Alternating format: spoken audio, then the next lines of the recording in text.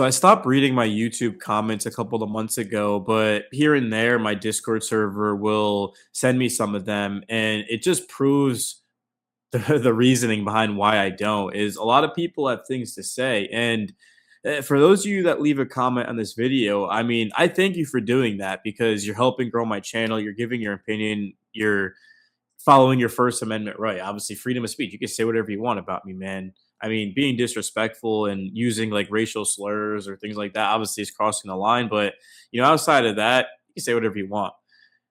But I want to kind of address some of them because not that it really matters. Like what people think about me is pretty much irrelevant. I mean, I'd love to sit up here and be like, it's all about the brand and the image, but that's just not how it works nowadays. If you don't provide value to people, they are not going to watch. You could be the nicest guy, but if you do not entertain people and you do not make them feel some type of way, they're not going to watch you, right?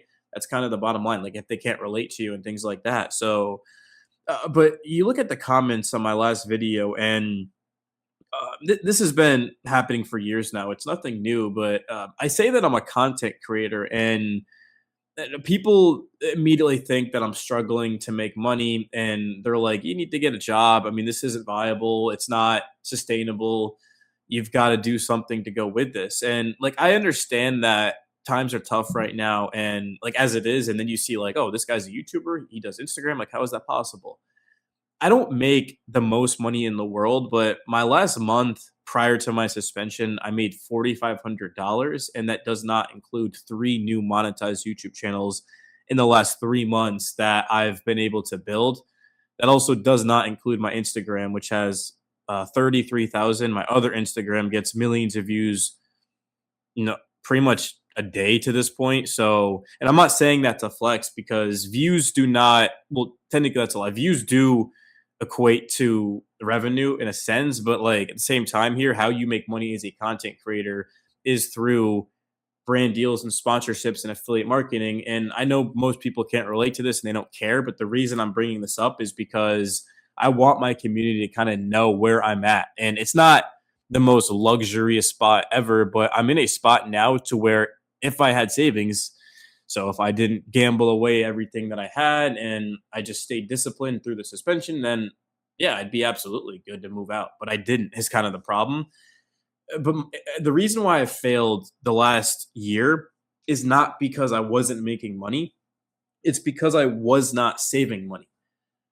And like this isn't the first time I've gambled. I gambled a year ago, and not to this extreme, but and the reason a lot of people do that is when times kind of get tough and it's like they want to make money and then they just end up losing even more money. And like a year ago, I was very egotistical and I did not want to adapt, which is why I ended up failing as a creator. But then I moved back home with my folks and I was able to change. I decided that, hey, look, I'm really good at doing film reviews. So I started to do that, and not film reviews like cinema, like watching a movie, but breaking down game film from the coaches to the general YouTube audience. Like I'm good at that, right? Swag Yell isn't anything special by any means, but we're almost at 1,000 subs. I think I have like 7,000 watch hours. You need 4,000 to make money. We're almost double that. I just, people aren't subbing, and the reason they're not subbing is because I have to do a better job of kind of saying, hey, don't forget to hit the sub button. I don't do that because it just like as a guy who watches too much YouTube, I just hate when people are like, oh, drop the like, hit the sub, but then it's like people don't, so it's kind of the thing. But yeah, I mean, Red Sox Palace, my last video got 20,000 views over there on YouTube, which would have been probably $120. Took me 10 minutes to make, right? So Nick's Film Room's doing well. My agency basically will determine when I move to Houston. Now, right now, I'm not going to tell you guys that this is happening and this is happening because I keep doing that and then something else kind of changes. So we're not going to go there. But basically, the media company that I work with is going to determine what my ceiling overall is. And the reason I say that is because the only thing that is guaranteed is a sponsorship. You can have a bad month on YouTube. And this is where you guys are right, that the commenter is saying that you should get a 9 to 5 because a 9 to 5 is guaranteed. YouTube is not guaranteed. YouTube, you get paid by your views. And if you have a bad month, or if let's use February as an example. The Super Bowl happens, but after that, football's over. People don't care about football. Basketball has the All Star break, so that's a week without games. And not to mention, if one of the teams that I covers struggles, then the views are killed, right? So, like the Rockets, for example, I mean, they haven't been playing the best basketball, So that's my biggest channel, which has 65,800 subs. So you can see it's very volatile. Which, if you guys don't know what that means, it means that it will rapidly ascend, but it typically rapidly descends. So there will be highs and there will be lows. I made $1,500 on one of my YouTube channels um, the month before my suspension. I've made $12,000 on one of my channels. I've made $4,000 on my channels. I've made 8K on my Packers channel and my Bears channel. So you guys can see that, and also I've made $1,000 in a month in total, right? So you can see like it's just all over the place. And if you guys were to tell me that I will never get a sponsorship again, then I would absolutely get a job to go with YouTube. And I know that I'm banking on something that isn't technically definitive, but at the same time here, like you'd have to take chances. And when I say chances, I don't mean a leap of faith like in Assassin's Creed. I mean, no, I mean strategic chances. So what do I specifically mean by that? $20,000. So I had $20,000 saved up when I moved to Houston in January 2023. I had just graduated college a year ago. I made $1,000 on YouTube. That's what I was alluding to, a couple of minutes ago. That literally the first month that I moved in, it was February. There was nothing going on. I lasted until April 2025, and I was paying for two people at one point. Not like two people separately, but like I had roommates, and one of my roommates was paying me every month, and then he stopped, kicked him out, and my other roommate didn't pay me for months, and that was a huge issue. And he's a really good friend of mine to this day, so I'm not gonna sit here and bash him or anything, but it was tough, man. And I didn't have a sponsorship that entire time. So I lasted that long, and also I was going out 2 to 3 days a week. I was going out Friday, at least Friday, Saturday, and then eventually it turned into Sunday. And those were some of the best times of my life. I know that I said it was a waste of time, in a sense it was, but it doesn't take away from the fun that I had and the connections that I made and things like that. But there was no reason for me to be doing that because I didn't earn any of it, right? What I should have been doing is taking the businesses, scaling them to the next level, and then going out and celebrating a milestone, right? Like I hit 50,000 subs, and I remember I was at a pre-party. I remember I just like was like got down like this on the ground and just was in disbelief. Like 50,000 was a number that I've dreamed of. And everyone was like, "Get up, man!" They're like, "We're going out." Like nobody really cared, and that's because I was around people that didn't really know me because I got invited. Met someone out, and they invited me, so they didn't really care or anything like that. But the time to go out. But it's like I was just going out to just go out and try to escape things and things like that, and that's when it becomes an issue. And that literally is the point of this video: is that the issue isn't making money, the issue is saving money. Even if you have $1,000 month on YouTube, if you've been saving up money every single month, then that's okay. But if you're just kind of spending a bunch of money and then you have a bad month, then it's like you don't have the savings to cover that. That's when it becomes an issue. So, and that goes hand in hand with my last video because originally I wanted to jump to Houston in April, and I'll have about, I don't know how much I'll definitively have. It would be around 10 to 15 grand, but that's without me having a car. So like a lot of you guys, I think, well, it's not your fault because I didn't specify it. Am I still recording? Okay. The reason I do that is because I'm getting the new mic piece tomorrow. I want to do that, but yeah, the reason I was mentioning the whole car thing is because so someone ran a red, right? They hit me, their insurance. So I'm going to pick up the check tomorrow and then the loss of use check. So that money and then my sponsorship money is all I have. And then 300, 400 bucks, I think like 400 bucks besides that. So it's enough to move out, but like this isn't an easy move out. This isn't me being like, 30 minutes away from my family. This is halfway across the country. Like I'd have to get up on a plane, fly out there, and then, get a place and then eventually get a car. I mean, I work from home, could Uber to the gym, people could pick me up. So like it wouldn't be a problem necessarily, but it it just would not be logical in the slightest because you want to save up more money. And I also want to get in better shape the next couple of months. And also, my hair is still growing. So this is probably irrelevant to most people, but like if you look at my hair, I'm about 2 to 2.5, give or take, months away from being able to get my hair braided. And if I grow out a beard, which the next time you guys see me, that's probably a lie. I don't know. I'm thinking I might just shave all this off. I know I look better with this, but it's just I'm not going out. Like I haven't been out in weeks. Like approaching, I haven't approached a girl in a minute. I haven't talked to a girl in like 3 weeks, but literally, but so it's like I'm not really trying to do that. But ultimately, yeah, beard, get my hair braided, and I haven't really put on the muscle that I'd like the last couple of months. I know muscle takes a lot of time, but I have lost my gut. Like I had a gut from not doing cardio and from drinking alcohol. And since I started exercising and or I stopped drinking, at least to the degree of magnitude that I did lose it. And the reason I know that is because I took a before pick and an after pick, and then I put it into Chat GPT and just going off of what it told me, right? So now it's just about a matter of adding in muscle and things like that. And something that there's just a lot to think about, bro. I mean, the thing is it's February 25th, and in May, the pool, right, is going to open up. I have a brand new basketball hoop that my grandpa and I are going to set up. So it's like basketball, pool.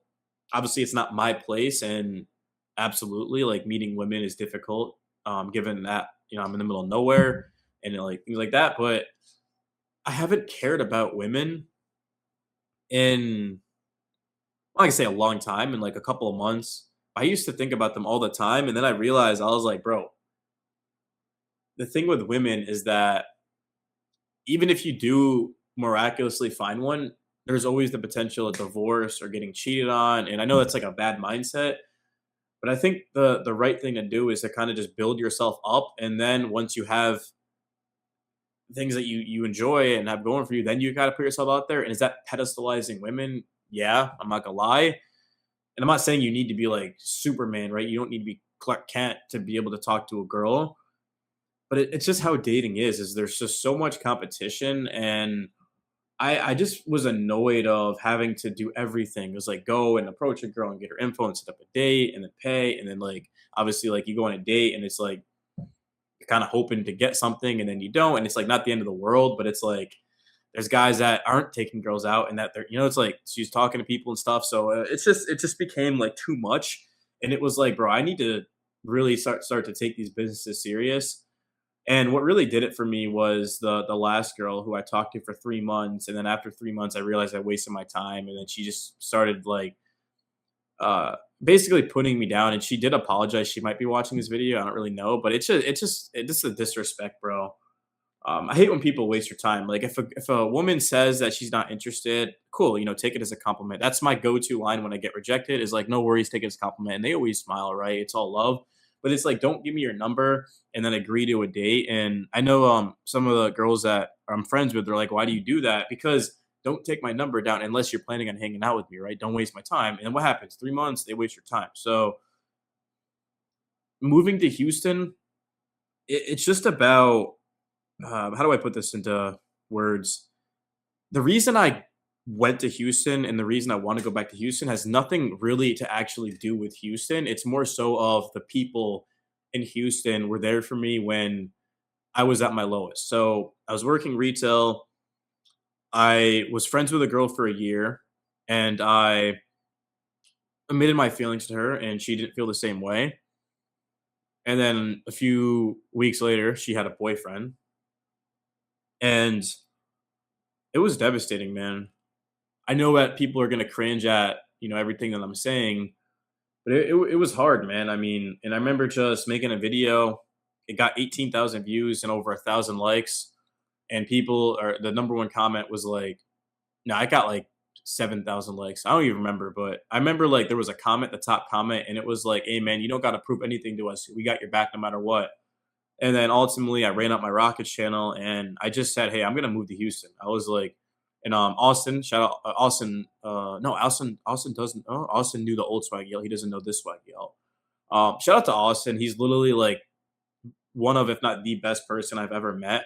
He let me stay at his house for a week for free, and he also let me stay at his house for a couple of nights when there was something going on in my complex, right? So yeah, I mean, he was the one that put me on to Houston, and it was specifically Katy, Texas, which is 30 minutes outside of Houston. And he showed me a place, and I moved in. And had I not listened to Austin, I never would have met Landon. I never would have met Luis, is his real name. I call him Lewis. And then, yeah, David and Erwin and everyone, right? I don't use names a lot, but I met a lot of good people. I got my first relationship. I mean, there was a lot of good things that happened to me, and it felt like my home. I know I had alluded to this in my last video, but just that that place was my home, man. It was my first apartment community. My neighbor and I talked every single day. I mean, whenever I would walk out or we see each other, it's like, hey, man, and it's just I do anything to be able to go back to that, but it's a lot of it's my ego talking, right? It's like, hey, I want to get back there. I want to see old people, and but it's like nobody cares if I go back or not. Like, at the end of the day, people's lives don't change if I go back to Houston or I don't, which means that just wait until you have everything that you need. And it's the same thing with what I said earlier about dating. Is like, why would you date when you have things that you have to work on, right? Now, people do this, right? They still have trauma and baggage, and they date and it works out for them. And I've made that mistake. Like, I got into my first relationship, I wasn't ready for it, and there was other girls in the picture, and then at first I didn't cheat, and then I did cheat, right? And it was not a good feeling. I know a lot of people flex that. And yeah, I mean, absolutely, it's harder for guys and stuff. So it's like if you're getting all this attention, but that doesn't excuse it, man. I mean, there's no excuse you can give to cheating. It's literally, it's just not, it's not a cool thing to do at all, right? But it just kind of speaks to where I was at. Finances sucked, relationship sucked, and I got what I deserved. Man, that's what I say all the time is I got what I deserve, man. But I was able to build myself up, and now I'm at a point where it's not much, but 4,500 with Instagram coming, two monster Instagrams, and then Facebook now. And well, I technically included the Facebook in the 4,500, but three new channels. So, and that's not to mention as well that it's one sponsorship. They might, well, so far I have three channels with it, but if they start picking up more, and then if I get let's say I get a brand deal on my Instagram that pays me $5,000 a month for 3 months, right? That's 15 grand right there. And obviously, you write these all off on your or you have to do taxes on this, like. But that's just my point is that there's so much potential with what I'm doing, and most importantly, I love doing it. Right? A lot of people wake up at like 5 a.m. and they have to go to work, and like I respect them for doing that, man. I mean, I do. My dad wakes up, every single morning, just like most of America, and goes to a job, comes back, right, pays the bills, and a 9 to 5 is. I've never worked a 9 to 5, so I can't say if it's harder or easier, but just from stories and things like that have been told to me. Yeah, I mean, it's definitely people that have done YouTube and that. I mean, yeah, it's more difficult. There's no question about it. But obviously, there's more upside in working for yourself and things like that. So, am I going to get a job? The only way I would get a job is if I was banned from YouTube, which I actually almost kind of was banned from YouTube. Actually, let me not talk about that because I don't know who's listening to this. I'm not going to speak on that. But man, I had a set of rules that I had to follow and things like that, and I have definitely been obliging to them. There's no question about it, right? So yeah, I mean, I'm gonna see what I can do with this content. I mean, I think a lot of people just assume that I'm like a small creator. I mean, I guess in like the grand scheme of things, I am, but I have about I think 92,000 give or take subscribers on YouTube. I've got 34,000 on Instagram. I think 34,007. Yeah, 34,700. Or no, sorry, 30. I don't even know. I think 33,700. My other Instagram has 150 followers, but it gets millions of views pretty much every single day. Every single week. So that's pretty cool. But I want to see the next couple of months how far I can take this, and it just wouldn't make sense to jump into Houston without a vehicle and with $10,000, or even if it's $15,000. $15,000 is a lot different than 10,000. $15,000 I can work with that, but 10,000 no. Like that's just it's just destined for failure. I mean, because you never know what can happen. So I need to make sure the next couple of months that I can make the money I need to, sustainable income. I need to make sure my sponsorship continues to be picked up. And I've gotten pretty close with my agency. I mean, usually it's just business things like that, but I have their number, like I have their individual numbers and things like that, and we talk pretty much every single day. And most of the time when I send them my work, I mean they check it because they have to for their job, but it's like it's just like, yeah, good job as always, is what they say. Like they just kind of expect the same thing was that when I was in school. Like my teachers they'd go around and check my work, and it got to the point where they didn't even check it. It's like they just knew. So and that was high school and college. I mean, I had A's in college, A's and B's. I had a 3.3 GPA, but I've always just whatever I do, I want to do it to the best of my ability. And the only thing that can get in my way is myself. I mean, and obviously it's not women's fault, the situation that I got myself into, but it was me prioritizing them. And when you prioritize a woman, that's when you are going to fail. It's inevitable. I mean, if you're living with the intention of getting girls and things like that, I mean, they are going to know that. And it's the guys who have things going for them but don't really care about women that get women. As simple as that. So, like, if a girl is attracted to you and she likes you, and then you have nice things, I'm not saying materialistic. People put words in my mouth. They're like, I mean, yeah, like having a nice car obviously will matter to a lot of girls. Like if they like you and then they find out you have an I8 or something, like yeah, of course, but they're not gonna like you for that. But that's the thing is like you don't bring it up. You don't bring up your YouTube. Like when I first moved to Houston and I'd meet girls, I'd bring up my YouTube and stuff, and it was like my personality. Or like when I had dreads, it was my personality, man. I mean, that's why I cut my hair off, because I had to learn how to talk to girls with a buzz cut, and it didn't look good at all. And it's like, all right, well, if I could do that, right? I mean, I was hooked up with a couple of girls, and when I say hooked up, I mean not really. I mean, made out with them and stuff isn't really hooking up, but I'm just saying that to make myself feel better. But yeah, there were some girls like that, but basically, I had to learn how to attract women just being me and stuff like that, and that was my lowest point, man. I mean, I literally had to move back in with my folks, cut my hair off, I had like no money, and now it's like the complete opposite. It's like I'm finally starting to save up. I am doing well with my content, and I'm happy. But yeah, it's crazy because I literally was sick last Monday, so we're 9 days into this, coming up on 10, and I'm still have a scratchy throat. But I think the reason for that is I haven't been resting. I just need to be doing something. But I don't know. I just had to get this video off my chest. I know this video is gonna do shit, but it's all good, man, because I'm trying to incorporate more videos that don't just specifically talk about women, because it's not sustainable. Well, it is sustainable if you really want it to be, but I don't want it to be. Like I don't want to talk about girls every single day. I mean, I'll include it in my videos if it just happens, but like there's gonna be a point where and honestly, like the only reason I even talk about women is because people want me to. But like if I could talk about business every single day, I would love to do that. I mean, I will make some videos like this, but for the majority, it's just about my life and my head and things like that. But like a lot of people can't relate to a lot of what I'm saying, and there's nothing wrong with that. I mean, it's not like I'm better than someone that is working a 9 to 5. That'd be crazy, man. I went to college. I thought I'd work a 9 to 5. It just didn't really happen. But I want people to understand the amount of work that goes into doing content.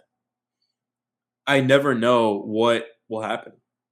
But I'll leave it at that, man, because my throat is killing me. And whoa, you guys want to see something crazy?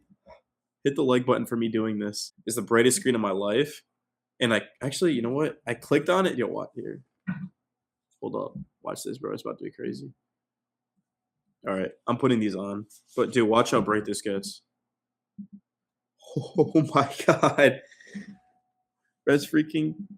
Bro, I have my blue light glasses on, and I can still feel it. But yeah, guys, thank you so much if you watch to the end of the video. See, my eyes are watering.